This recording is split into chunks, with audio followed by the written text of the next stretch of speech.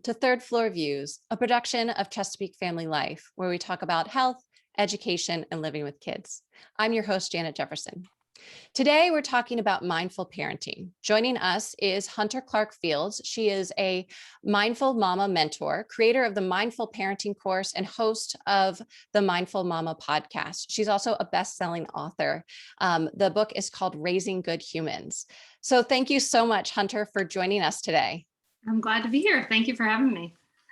To our viewers and listeners, this episode is pre-recorded, but we always love to hear from you. So please send your comments or questions our way, and we will make sure that we get to them.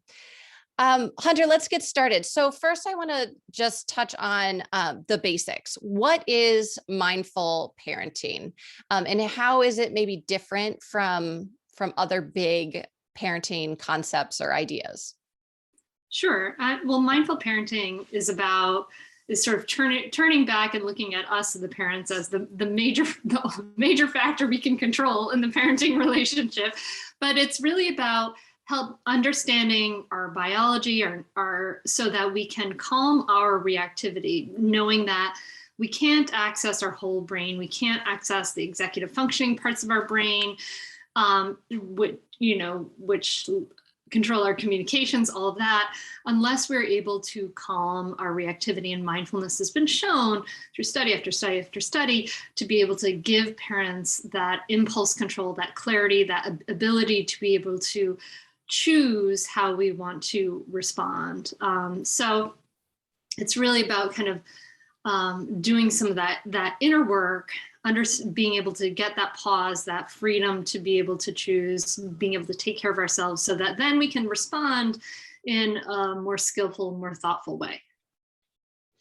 That sounds like putting the control a little bit back within the parent, which I feel like so often, especially with young children, parents feel a little bit out of control and that there's so many factors and variables that they can't control. So this is like, okay, what can we control and how can we sort of be our best selves?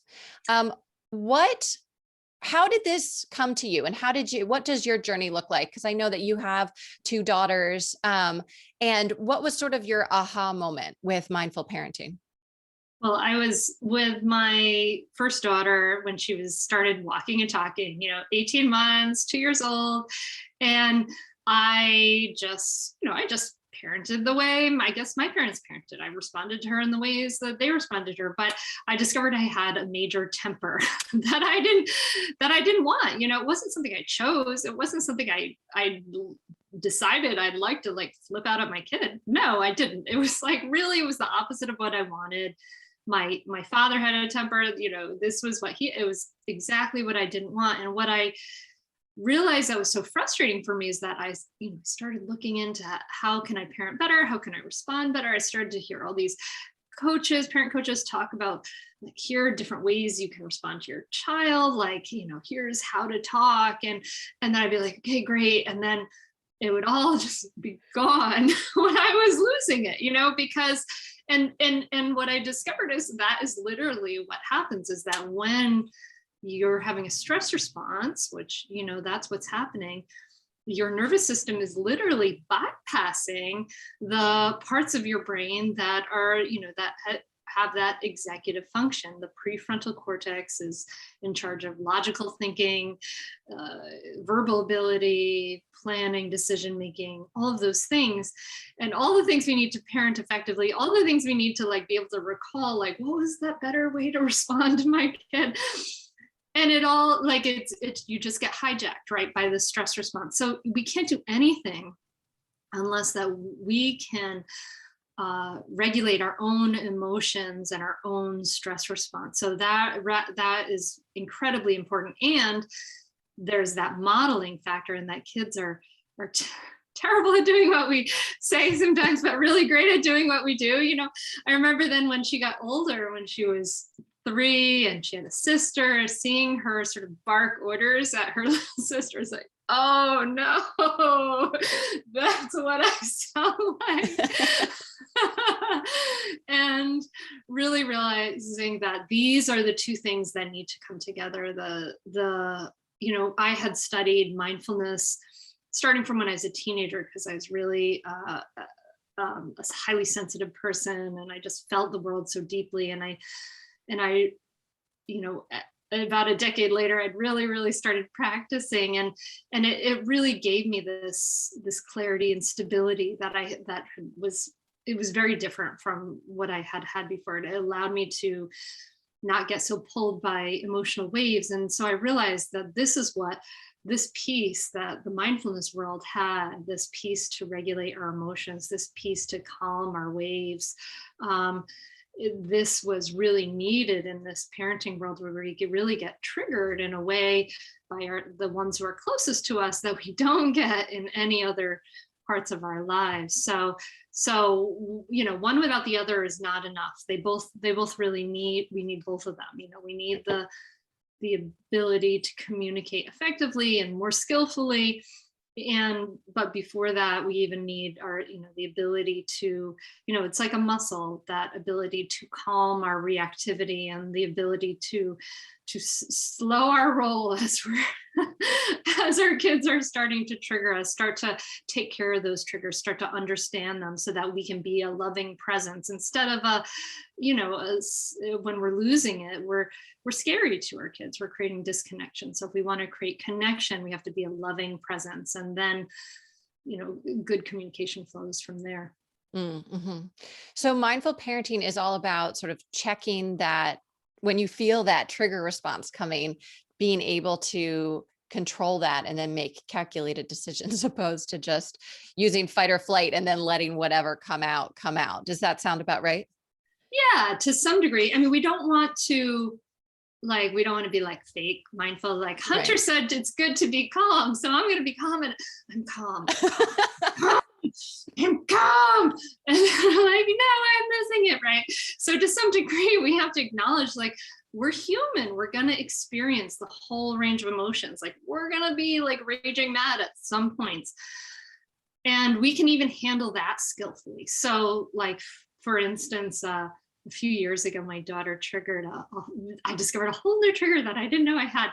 And when my daughter was 9 and she didn't want to go to bed, it was after movie night, and she got all she got all rampy, and then she laughed at me, and I was like, raw, like heart, like raging volcano. I could just like feel it, and I was so angry, but instead of what I might have done in the past, I was able to say, I'm really angry right now. Mm-hmm. And then I walked out of the house and I went for a walk up and down the street to cool myself down. But part of it is acceptance, right? Like acknowledgement and acceptance of, oh, right now I'm starting to feel irritated. Right now I'm starting to feel frustrated. And actually verbalizing and noting and acknowledging those things honestly and authentically are what allow us to then say, and I'm going to take care of this feeling, rather than trying to stuff it down and deny it. There's an important piece about just honestly acknowledging what's happening for us. And paradoxically, that helps us move through it more skillfully. Mm-hmm. So self-awareness is really important, and being able to at least name the emotions that you're feeling. I know that it sounds so easy, but it can be so hard. It's much easier said than done. With that, what role does meditation play in your work? Is that part of mindful parenting or the work that you do with clients? Yes. So actually, that's sort of the first assignment that they have, is to create a space to practice meditation, because sitting in quiet is a crazy brain hack that human beings discovered 2,600 years ago, that allows us to, it's something that we don't instinctively want to do, right? We're primed to want to go forward and move and do. But when we sit still and we start to pay attention to what's happening to us in the present moment with kindness and curiosity, it's like we're building a muscle of reactivity, right? We have to practice it before we're going to need it in the big game, So maybe our big game is like your kid freaking out, right? You're just like, you're never going to put your child in the Little League World Series without ever having to have them go to a coach or a practice or learn how to practice swinging that bat. you can't expect yourself to get into a moment and just be like, okay, now I'm going to calm down my stress response, because you haven't practiced, right? And so what mindfulness meditation does, it gives us, it's like building a muscle of the freedom to choose, Hmm. and building a muscle of lowering our reactivity. So as we sit, we notice how great cuckoo our minds are. We bring it back to the breath. We get distracted. We bring it back to the breath. We do all those things. Maybe we practice for 5 or 10 minutes, a day. And then what happens is that when we get in a moment of being with our child and they're getting a little crazy, then we can start to say, oh, look, I see what's going on with me right now. I can feel that we're building that self-awareness. I can feel the heart racing. I can see my mind going. I can feel my jaw clench. And then I can choose to make a more thoughtful response. And that may be any number of things. But yeah, it really is about just building that basic mindfulness skill. And I've honestly, like, I've helped people do it with newborns, with toddlers, with multiple kids. If you have 5 minutes to scroll social media, you have 5 minutes to practice. It's not super fun at first, but the benefits are enormous. Like, Huh. you have greater empathy, you have clearer thinking, your sleep gets better. There's, studies have shown, like 47 different studies from Johns Hopkins showed, like, less depression, less anxiety, all of this, the clarity, all of these things. And for parents, it's that impulse control. And Hmm. so it really is this sort of, I kind of think, like, in the future, just like we understand now, like, we have to take care of our bodies, like, in the future we're going to understand, yes, we have to take care of our minds in these way. Hunter, I feel like you totally just called me out in terms of saying, "Oh, if you have 5 minutes to, check your email or scroll social media, can do this." And it's like, oh, because it's such a classic. I mean, it's a human thing to say, like, I don't have time, but I feel like especially parents, like, I just don't have time. I can't imagine adding one more thing even for 5 minutes. But you're right. We absolutely can do it. And I think also what you said about it might not be fun at first, but this is important practice, and you're building a foundation. And the more you do it, the easier it gets. And then it's going to become part of your routine. And then you can really start to implement those tools to make them useful, which is the whole reason you're doing it in the first place. So that's a really helpful reminder. What do you think are maybe some of the most common challenges that parents are experiencing today? And what maybe are some of your suggestions? Like, what are you hearing from your clients? Well, parents are so overwhelmed with the pandemic. I mean, with their kids being home all the time and not having enough help right now. Yeah, I mean, I thought that was bad before, the way we were so isolated before, but it is so much worse now. I mean, it's incredibly hard. It's crazy making for any one person to be with a small child alone for 24 hours a day, forget days on end. I really don't think that, we didn't evolve to be raising kids, one person with one small child. And it's incredibly, physically, psychologically demanding on parents. And so, yeah, I mean, I wish we had better in our country, better services to support parents, that, to have help. But I think that right now the isolation is one of the biggest challenges that we are having. Absolutely. And it's a hard nut to crack. It takes a lot of resources. And and I don't want to put it on parents, but we also have to, I think we have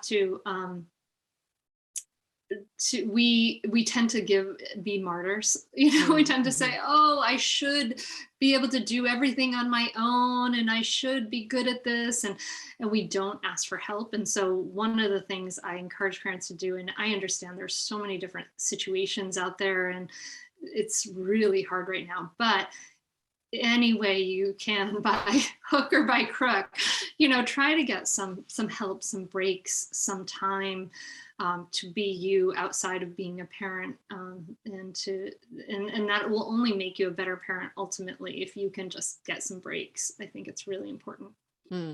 That's a great suggestion.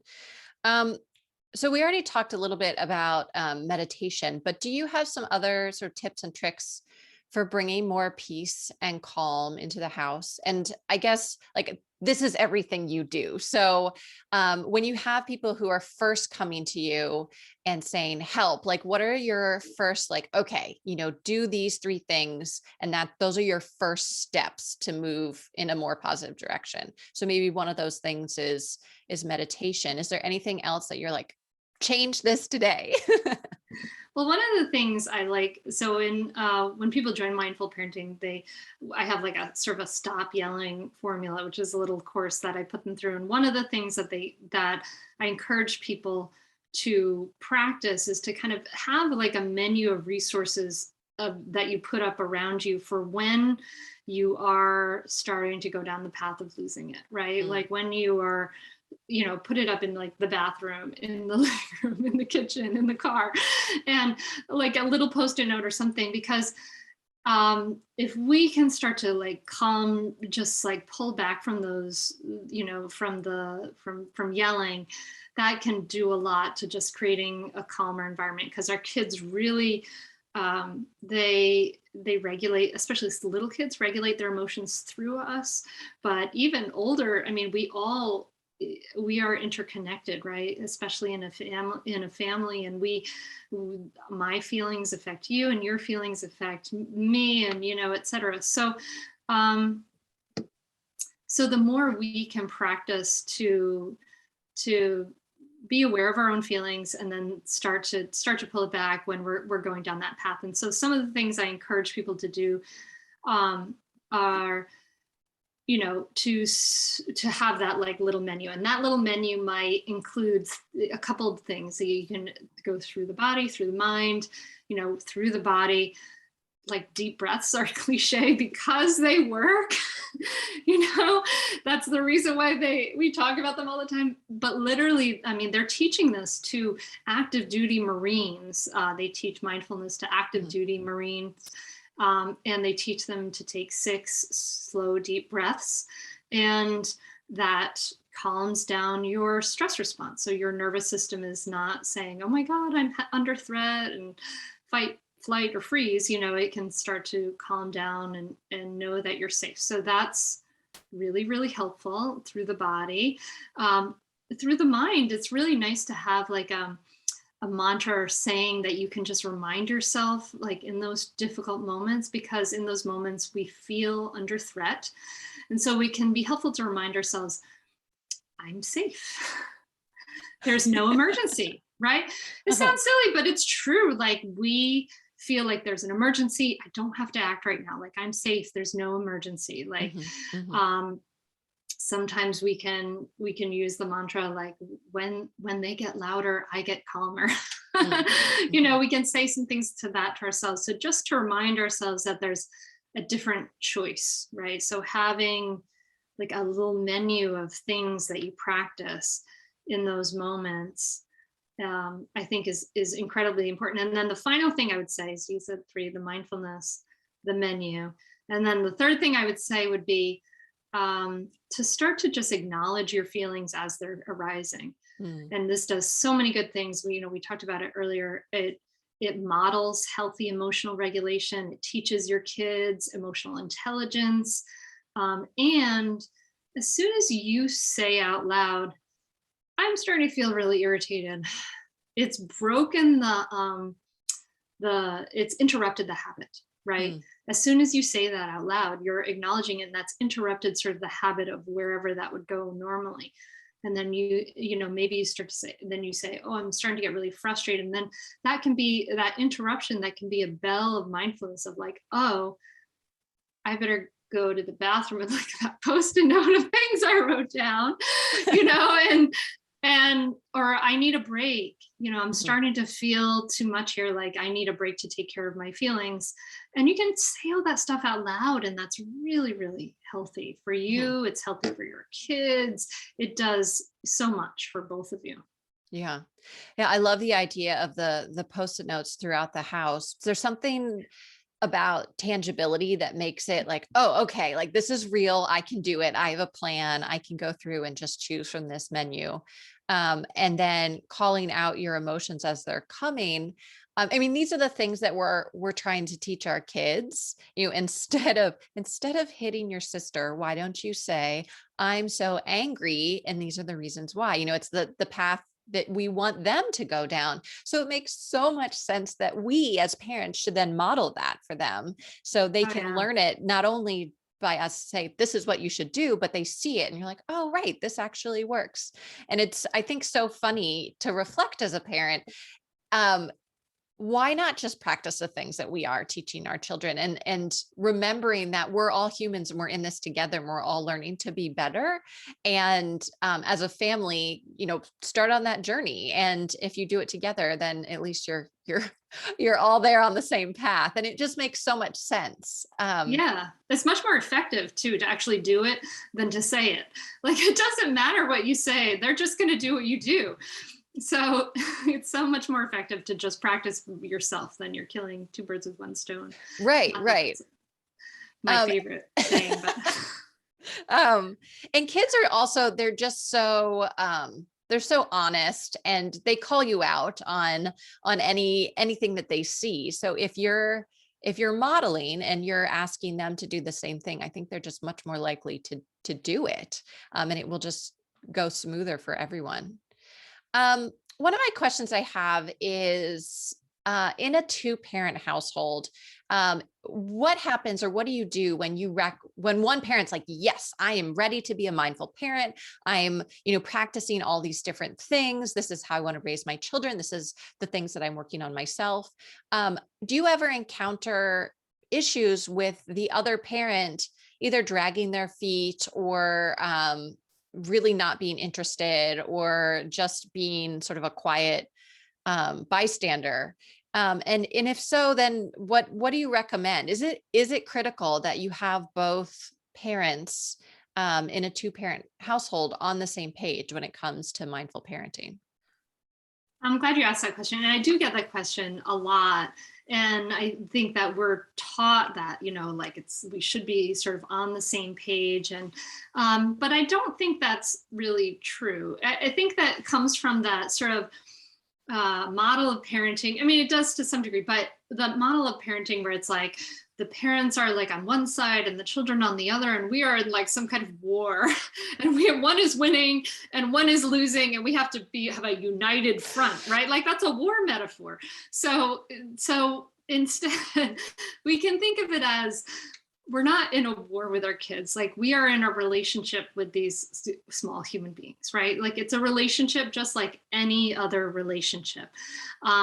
And your partner may not be on board and may think like, I'm gonna, I want to use, I want to take the phone away, or use some harsh punishments and things like that, which research shows are not effective. But that's the way we were parented. So we think that's the way we should do it, right? And so that can be hard. Especially there's like corporal punishment, like, it's still acceptable in a lot of households for parents to hit kids, even though it's not acceptable for kids to hit kids, or kids to hit dogs, or adults to hit other adults. For some reason, we think it's okay for parents to hit kids. And so there are a lot of things like that that can really create a lot of conflict there.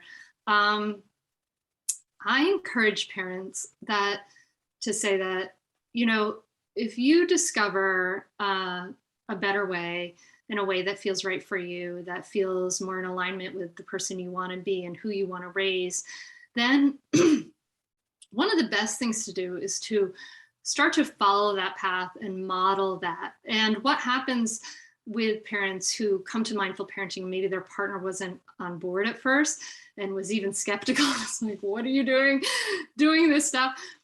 What I've seen again and again and again is that a partner will then be like, what are you doing? Like they're starting to see the kids cooperate more with the parent who's practicing these tools. They're starting to see more cooperation, greater peace. They're having more conflict with their kids. Then they start to get curious. Okay, what's happening? What are you doing? Then can I do it? And I think that's much more effective than trying to cajole another parent into doing something together. So I think actually like that modeling, just as it's the most effective with our kids, is really most effective with our partners too. And maybe if your partner is open and on board too, you can talk about it.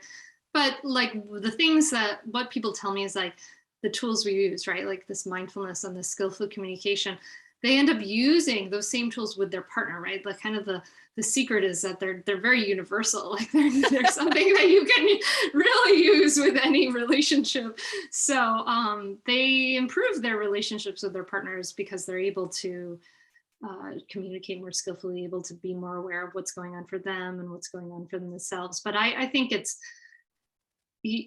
once we do know better, we do better, and we can't just sort of pretend that,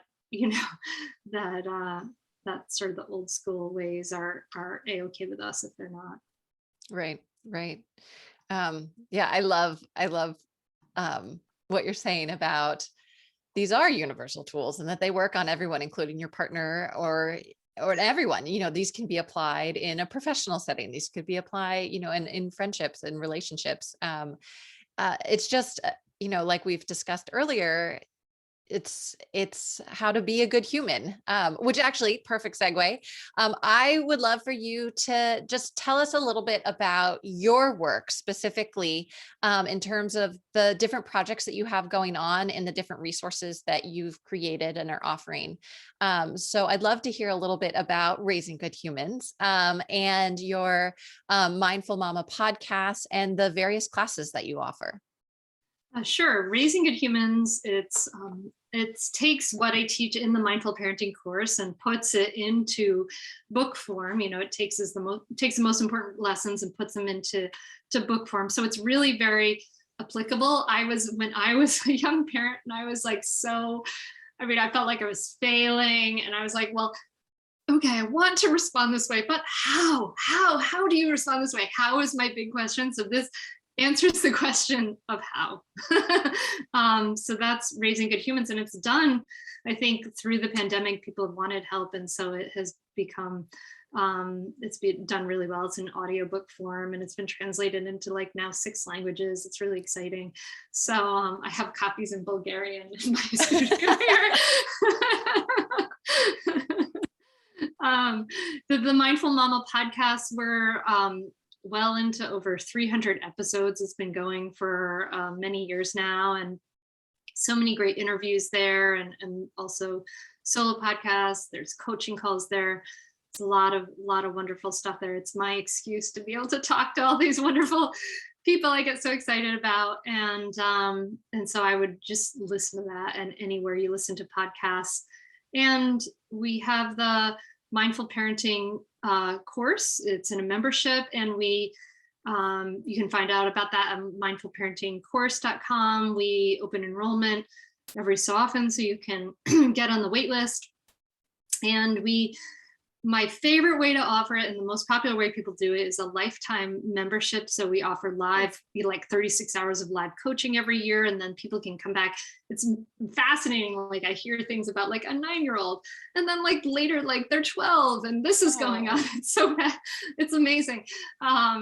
So that's available. And in the last couple of years, we've been teaching people to teach mindful parenting in their community. So we're certifying mindful parenting teachers, and they take the course and they teach it in person or in the pandemic. They've been doing it via Zoom in their local communities. And we have teachers in Australia and Minnesota and the UK. And it's really, really exciting to see this grow. So yeah, a lot of things happening. Absolutely. That sounds really exciting. So you have so many resources yourself that you offer on your website and through, podcasts and books. Do you recommend any other resources? Are there any people that you're like, oh, you must, listen to this or read this? Are there sort of your favorite people or inspirations that you go to when you need an extra boost? Yeah, I mean, some of my sort of perennial favorite teachers and some of their books.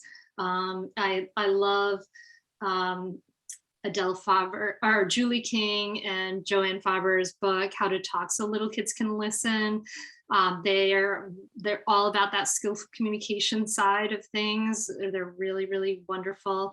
In the mindfulness side, I love Sharon Salzberg. She keeps it real. She's got an amazing book called Real Happiness, which is so, so wonderful. And I just recently had on the podcast Lawrence Cohen, who wrote Playful Parenting a long time ago. And it's so wonderful and so skillful. And it's so helpful for us to lighten up a little and be more playful with our kids, because that's their language, right? So it helps us to really connect. And so those are some I'd recommend.